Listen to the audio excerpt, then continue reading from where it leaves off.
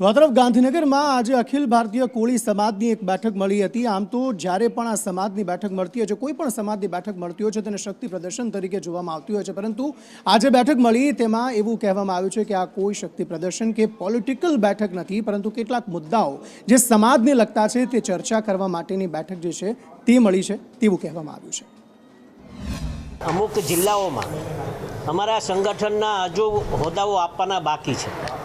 એટલે હોદ્દાઓ આપણે આજે નવી નિમણૂક પણ આજે અમે કરવાના છીએ યુવાનોની, અને આવતા દિવસોમાં જિલ્લે જઈ અને યુવાનો એકત્રિત કરી અને આ સંગઠન કઈ રીતે સમાજનું મજબૂત થાય એ દિશાએ અમે કામ કરવાના છે। એ હેતુસર આજે મળ્યા છે, જેની આ કારોબારી માત્ર ને માત્ર સમાજ માટે। અને હું તો આટલું અવશ્ય કહીશ કે આજનો યુવાન અમારે હવે જાગૃત છે, અને જ્યારે સમાજ પર અન્યાય કોઈ પણ ઠેકાણે થતો હોય તો દરેક ઠેકાણે અમારો સમાજ એકત્રિત થાય અને એ સમાજને ન્યાય આપવા માટેનું કામ